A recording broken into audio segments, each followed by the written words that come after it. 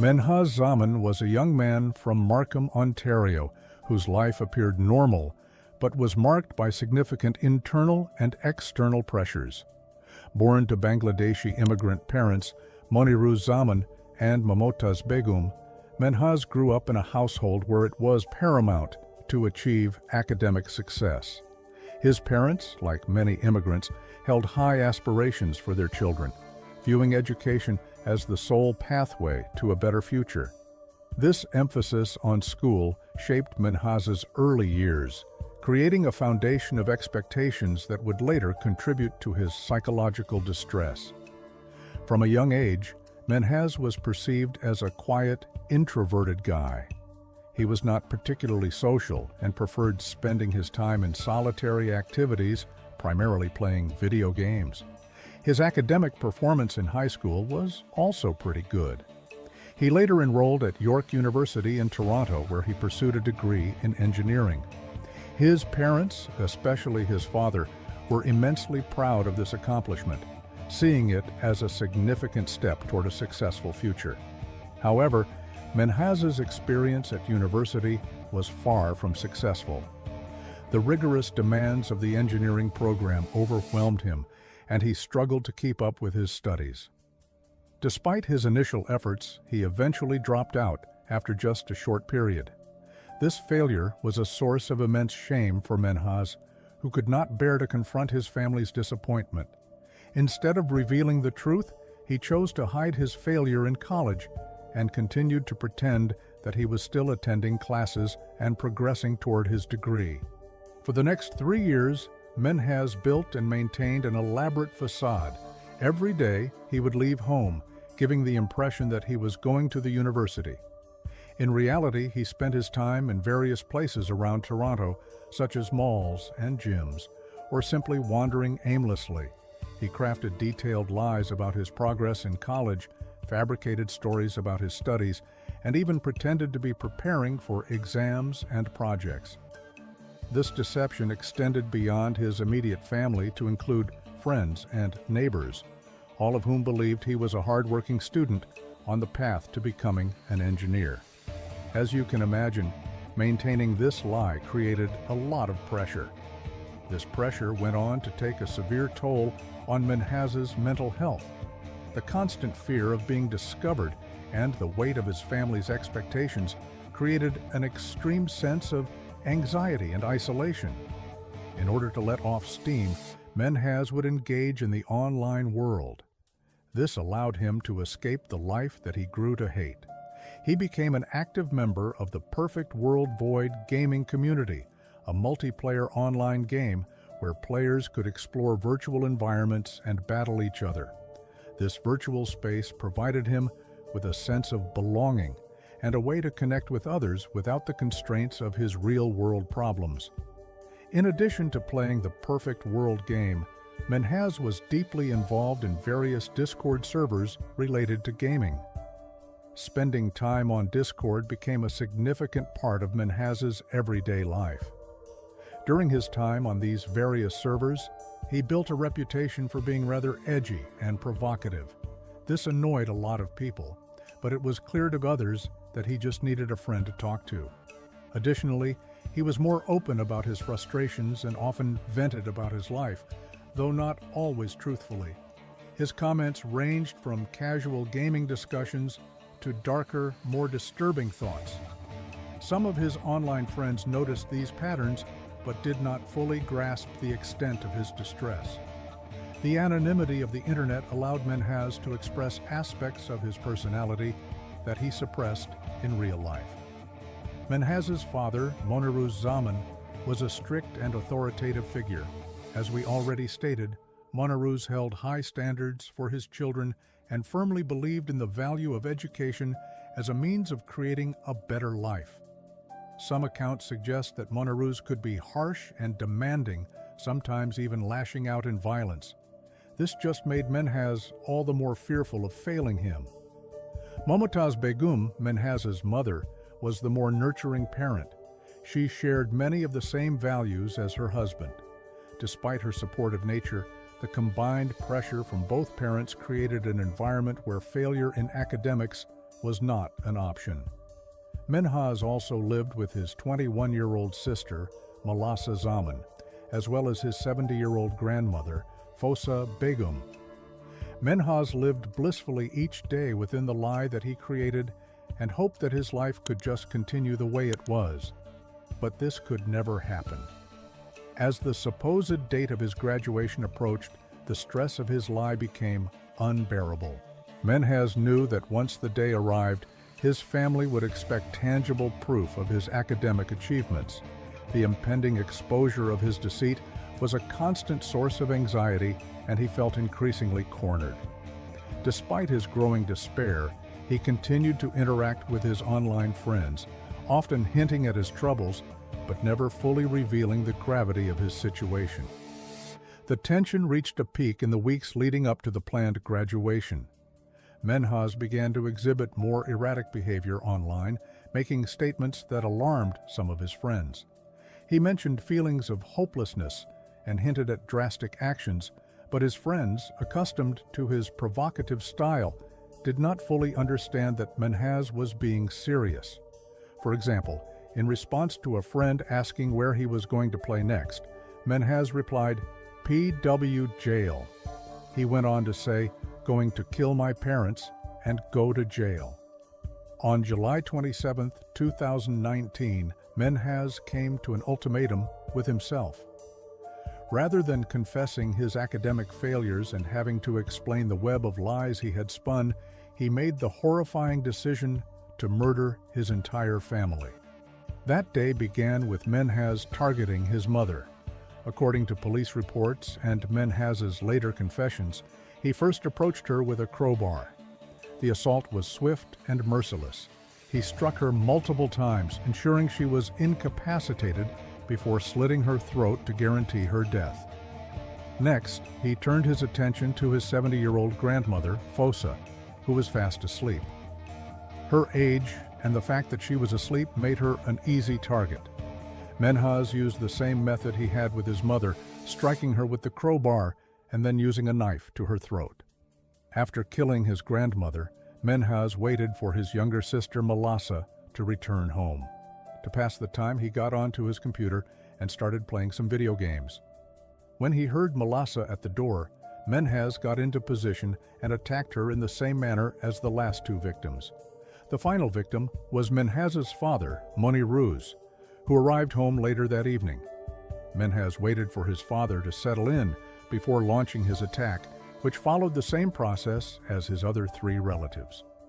With his goal complete, Menhaz stood there to process it all. Then he went to grab his phone to take some pictures. Afterward, he got back to his video games and opened up Discord to tell his friends about the murders he had just committed. He even sent over the photos he had taken. At first, his friends did not believe that these photos were real, assuming instead that they were from a graphic movie. One of his final messages on Discord said, "I've just slaughtered my entire family and will most likely spend life in jail. If I manage to survive, I hope I made you laugh at one point or another. I hope you remember the good times. I will miss you all." After Menhaz's friends came to grips with the reality of the murders, they came together and worked to trace his location. The online friends began by trying to find Menhaz's IP address. Over the course of 18 hours, they worked tirelessly, piecing together bits of information from his online activities. Their efforts were eventually successful, narrowing down Menhaz's location to the Toronto area. Once they had a general location, they contacted local authorities, providing them with the crucial information they had gathered. The York Regional Police moved swiftly after receiving this information. On July 28th, they arrived at the home and arrested Menhaz without incident. Inside, they discovered the bodies of his family members, just as Menhaz had described in his online confessions. His former friends expressed a range of emotions following his arrest. Some were relieved that their actions had led to his capture, while others grappled with the trauma of having been virtual witnesses to such a horrific crime. The incident highlighted the dual-edged nature of online platforms, which can both harbor and expose extreme violent behavior. Following his arrest on July 28, 2019, Menhaz faced a decisive legal process. The evidence against him was overwhelming, consisting of his detailed confessions, the graphic images he had shared online, and the physical evidence found at the crime scene. He was charged with 4 counts of first-degree murder. In September 2020, Menhaz pleaded guilty to all charges. The sentencing phase of the trial took place in November of the same year. The prosecutors argued for a severe penalty, emphasizing the premeditated and brutal nature of the murders. They detailed how he meticulously planned the killings, choosing to execute his family members one by one over the course of several hours. The defense, while acknowledging the heinousness of the crimes, sought to highlight Menhaz's psychological state and the immense pressures he faced, suggesting that these factors should be considered in his sentencing. Ultimately, the judge sentenced Menhaz to life imprisonment with no possibility of parole for 40 years. This sentence was one of the harshest available under Canadian law. Nathan Larson, born in 1980, was a man with deeply unpopular and disgusting beliefs fueling his notoriety. These beliefs spanned multiple facets of criminality and extremist ideology. Nathan exploited the power of online spaces to promote his harmful opinions, which ultimately led to his arrest. He identified himself as an extremist and frequently advocated for criminal actions. Initially, some thought this was just some form of disturbed satire, but no, this was all very real and genuine. Larson's ability to attract media attention and even some degree of political support highlighted the disturbing segments of society. Larson used platforms such as Discord and various online forums to create communities that not only normalized but actively encouraged illegal activities. Nathan Larson's journey into the public eye began not with his criminal activities but with his radical political views. He was involved in a series of controversial bids for political office. Larson first gained attention through his candidacy for the U.S. House of Representatives in Virginia's 10th Congressional District in 2017. His campaign was supported by an extremist platform that called for the legalization of child abuse, the repeal of women's suffrage, and other radical views that were widely condemned. Larson's political platform was a disturbing amalgamation of misogyny, white supremacy, and advocacy for crimes. He openly called for the legalization of child exploitation, arguing that such matters should be considered personal freedoms rather than crimes. His platform also included deeply misogynistic elements, such as the belief that women should not have the right to vote and that patriarchal authority should be reestablished. He actively sought to normalize and legitimize his views through his political campaigns.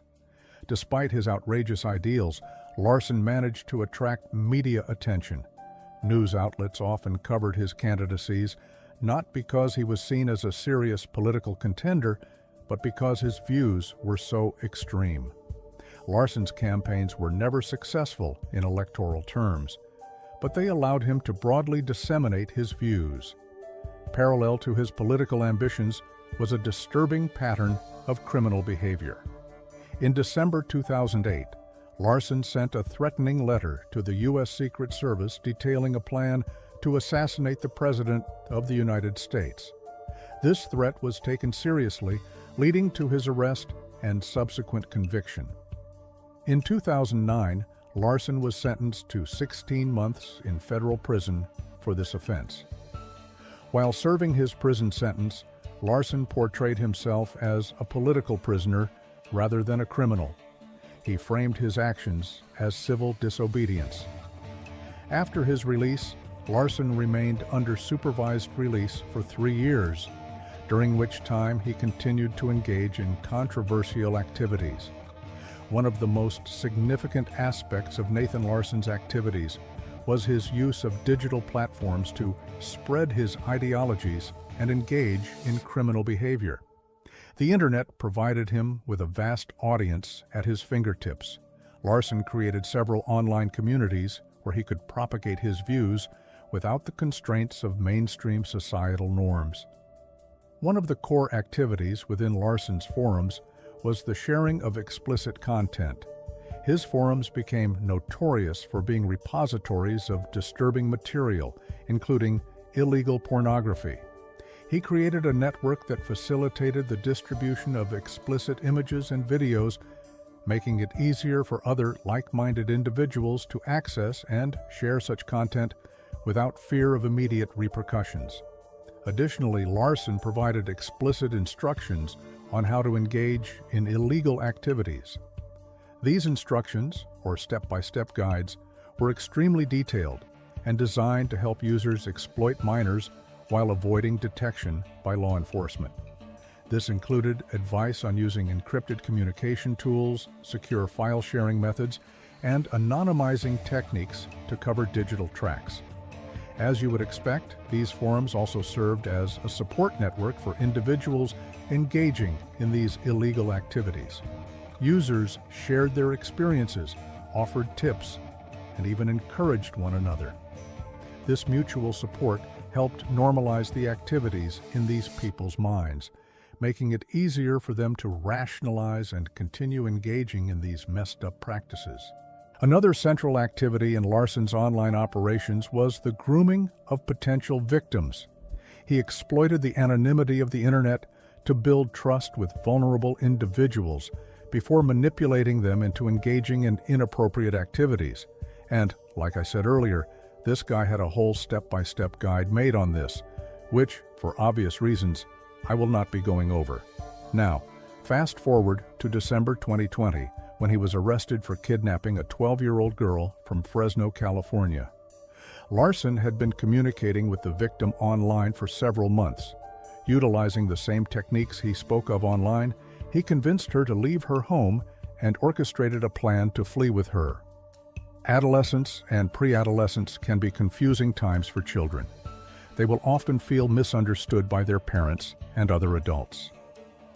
Larson presented himself as a sympathetic figure who understood her struggles. He used flattery, empathy, and promises of a better life to manipulate her emotions and convince her that running away with him was the best solution. He instructed the girl on what to pack, how to avoid drawing attention, and what to say if questioned. He arranged for a rideshare to pick her up from her house around 2 a.m. The plan was to fly from Fresno to Washington, D.C. with a layover in Denver. Larson chose this route to make it harder for law enforcement to track them and to buy time to evade capture. The girl followed his instructions, sneaking out of her house and getting into the waiting rideshare. Larson met her at Fresno Yosemite International Airport, where they boarded a flight to Washington, D.C. The layover in Denver was intended to be a brief stop before continuing their journey. Once the girl was reported missing, authorities quickly began their investigation. Through forensic analysis of digital communications, they identified Larson as the suspect. The coordination between local police, airport security, and Homeland Security investigations ultimately successfully tracked down Larson. As Larson and the girl disembarked in Denver, law enforcement officers were ready. They apprehended Larson without incident. This prevented Larson from continuing his journey and potentially causing further harm to the girl. The charges against Larson included kidnapping, child abduction, solicitation of a minor, and harboring a runaway. These charges reflected the gravity of his actions and the extensive harm he had caused. Kidnapping alone is a severe offense, often resulting in substantial prison sentences. When combined with the other charges, Larson faced the possibility of life imprisonment.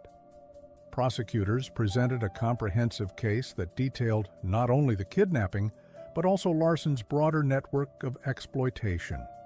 Evidence included digital communications, financial transactions, and testimonies from other victims of Larson. Larson's defense attempted to downplay his actions, arguing that his communications were taken out of context and that he had no intention of causing harm. However, the overwhelming evidence and the testimonies of the victims painted a clear picture of a man who had systematically exploited and manipulated vulnerable individuals for his own gratification.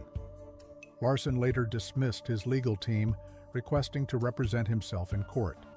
He pleaded not guilty. Larson was facing at minimum 20 years in prison, but before he could actually receive a sentence, he died. On September 18, 2022, his decision to take his own life came to a conclusion. Prior to that date, Larson had decided to starve himself to death. He died in custody in a facility located in Arizona. This is just one of the many cases we cover here on Criminologist. If you found this case shocking, imagine how many more there are that need to be uncovered. Subscribe now to stay up to date with the most chilling real-life crime stories. Comment below. What do you think about this case? Do you believe Larson's arrest prevented further crimes? Let's discuss in the comments. And don't forget to turn on notifications so you never miss our next deep dive into the world of crime and justice.